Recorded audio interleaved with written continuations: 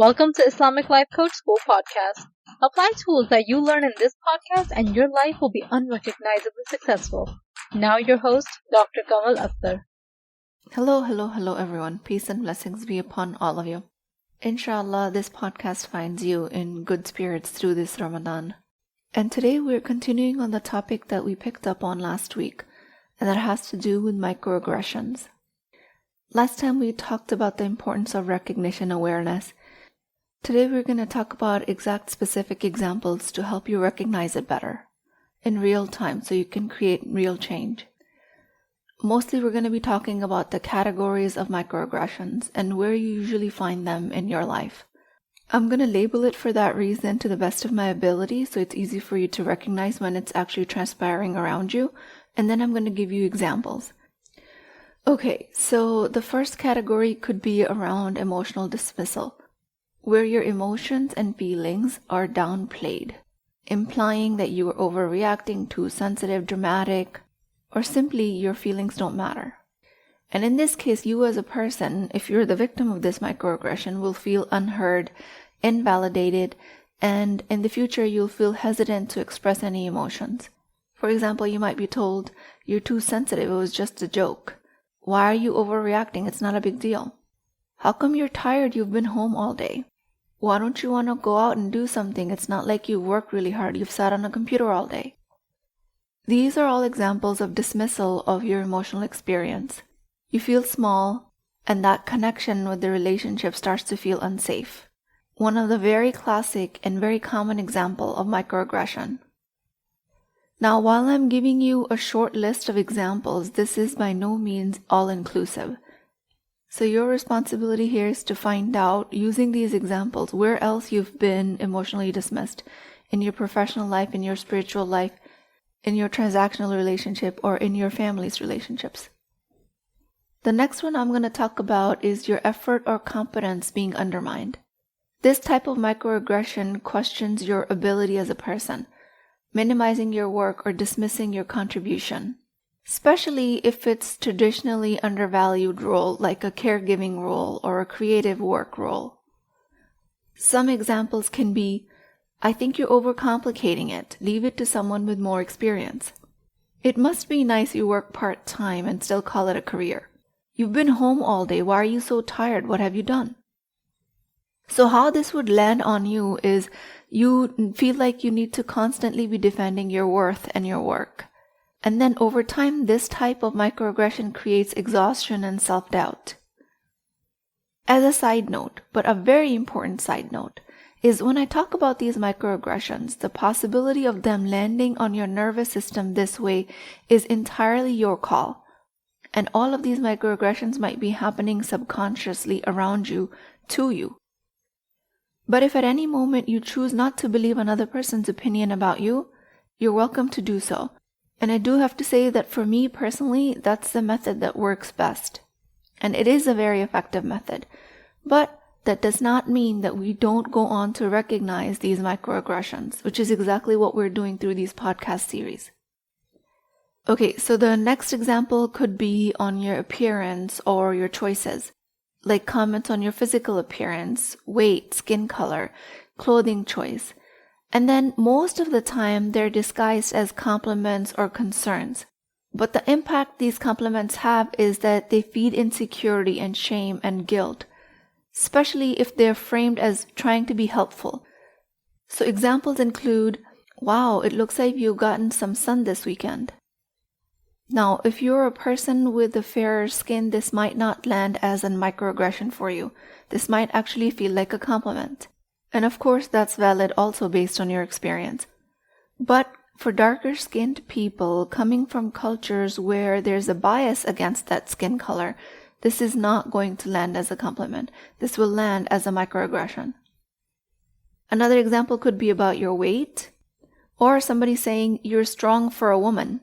And all of this will make you feel like you're under a magnifying glass, where your body is constantly being evaluated and judged.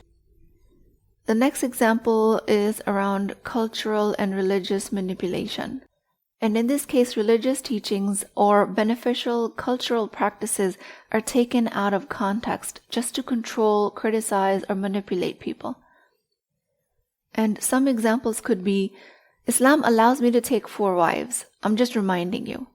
A real woman wouldn't need help with her kids. Or examples like, it's just culture, it's not Islam. That can be used to dismiss your personal practice. And in cases like this, it will feel like your faith is being weaponized against you, and it creates fear and emotional confusion, all a result of microaggressions.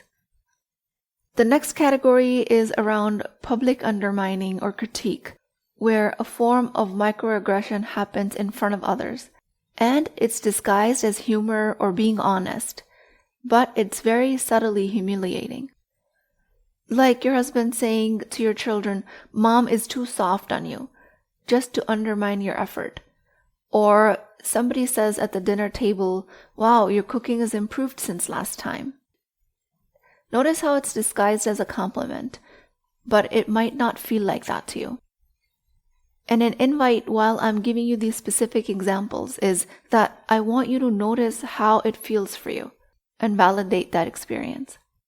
Or some professional example is somebody says in a meeting that, "Let's hear from somebody with more talent," or somebody who's been at the job longer.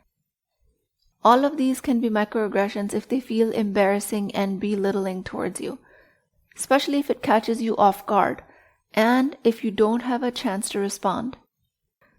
The next category is around controlling or dismissive language. Examples like, "Just because I said no," "Trust me, I know what's best for you," or "This isn't up for discussion." It leaves you feeling disempowered. It reinforces the idea that your voice and your perspective does not matter. It shuts down conversation, creates an imbalance of power in relationships. The next category I want to mention is judgment in a form of concern, which I've already kind of alluded to, but I want to expand on this more. These types of microaggressions sound like caring advice, but they carry hidden judgment, and they aim to control or change your behavior without directly stating it. These types of microaggressions will feel like somebody's packaging a judgment in a box labeled love and concern. The next category has to do with tokenizing or stereotyping.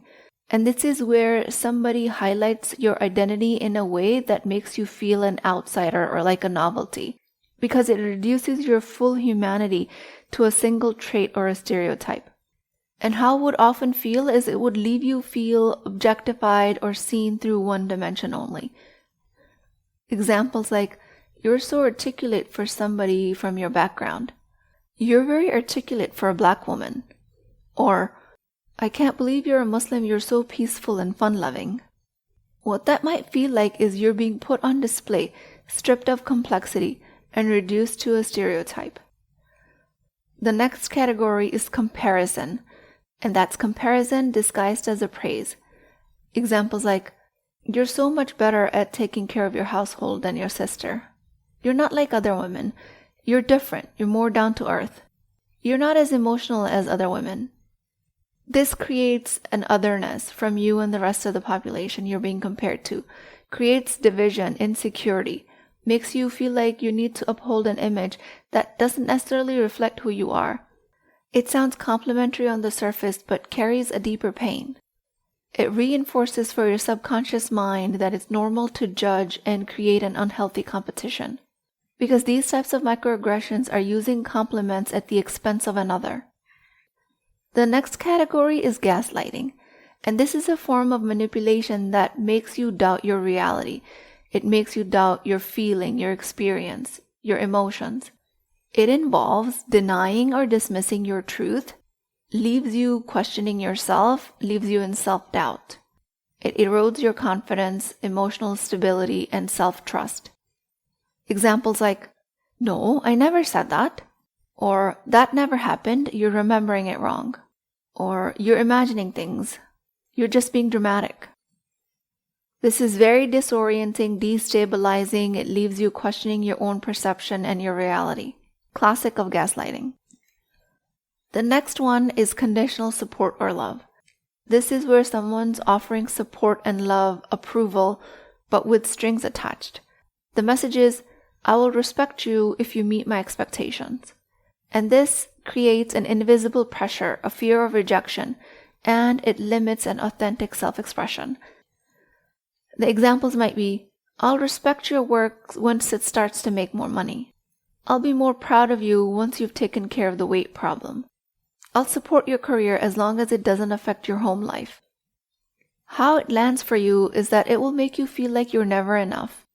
You might be living with a constant sense of anxiety if you're living under this type of microaggression. You will have a lot of performance anxiety and pressure towards performance. And this type of microaggression is especially harmful to children that are looking for unconditional acceptance because that's how they feel loved and connected. Next one is withholding acknowledgement or validation. And this type of microaggression is about what isn't said or done, like failing to acknowledge someone's effort, not recognizing contribution or somebody's success. And this can be especially difficult to notice because this is an error or omission, recognizing something that never existed. But some easy ways to recognize it that it might leave you feel unseen, undervalued, or unworthy. Examples like, everyone in the office congratulated you for a big achievement except for one person, or everyone else's success got acknowledged but yours. The next category is one of my personal favorites, is invasive or personal questioning.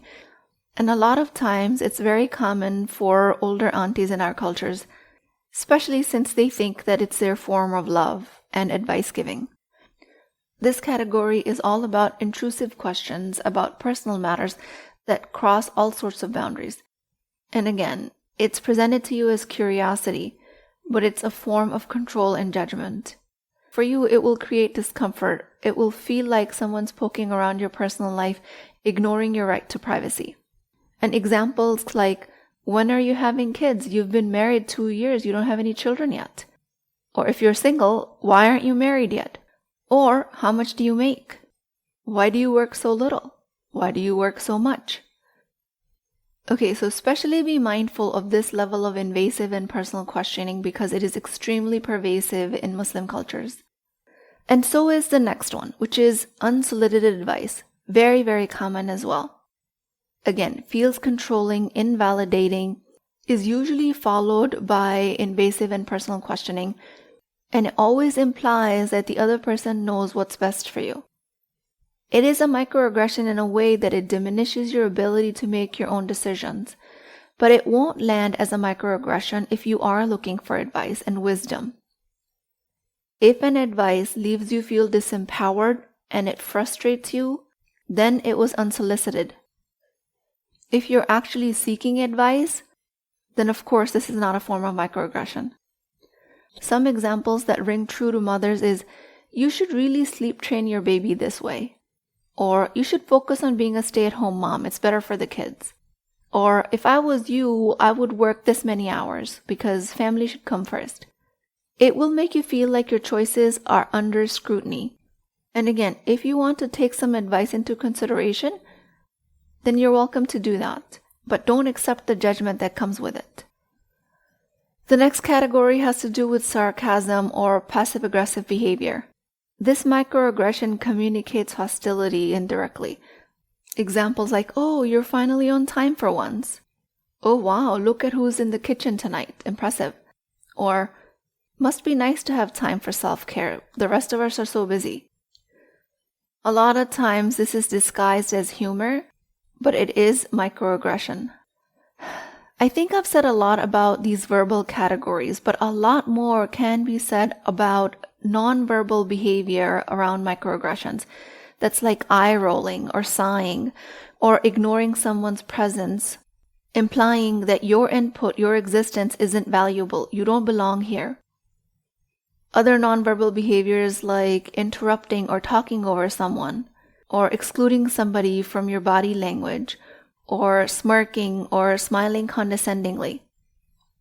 Other very powerful form of microaggressions that are nonverbal is withholding physical affection as a form of punishment, or selective listening, or closed-off body language. Other very common nonverbal microaggressions include someone excluding you from their conversations, refusing to acknowledge your effort, someone else looking at their phone while you're speaking, exchanging glances or side looks with someone else while you're speaking to them. And this might happen at parties, because it usually does, is not making space for somebody to join a group. Standing in a closed circle with body language that makes it physically difficult for you to join them. Or just closing chairs in around the table. A very subtle microaggression. But then again, all microaggressions are subtle, which is why they're called that. You will also notice microaggressions against yourself as a woman in general. And again, I cannot include all of it, but I do offer you these categories in hopes that it will help you.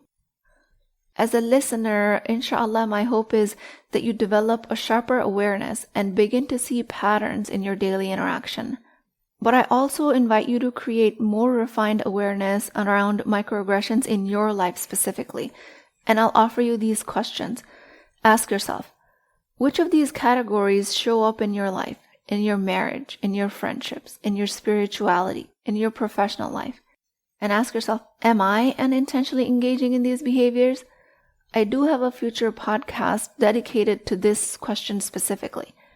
But until then, just be aware of how unintentionally you might be involved in these. Or ask yourself the question, where do I experience emotional dismissal? We have 2 more podcasts left on this topic, so I will continue to offer you more and more solutions. But until then, I want you to recognize these questions and the categories I've offered you in your life. If you are allowing these small, subtle forms of harm in your relationships, you're unknowingly creating space for something bigger to grow. Because these microaggressions, like I've already told you, are seeds. When they are left unchecked, they grow into bigger and deeper patterns of emotional harm. And this is not about blaming you for letting happen whatever happened so far. It's about giving you awareness and tools to gently close the door on behavior that does not serve you. So abuse, whether it's subtle or overt, has nowhere to land. You have the power to shift this lovingly and assertively. And these shifts start with very small comments. No, that's okay. I don't need your help. No, that's okay. I don't need this advice. If you pause to breathe before responding, an honest conversation about how a comment affected you will absolutely be life-changing. Because these moments become your shield. Not in a defensive way, but in a way that honors your worth.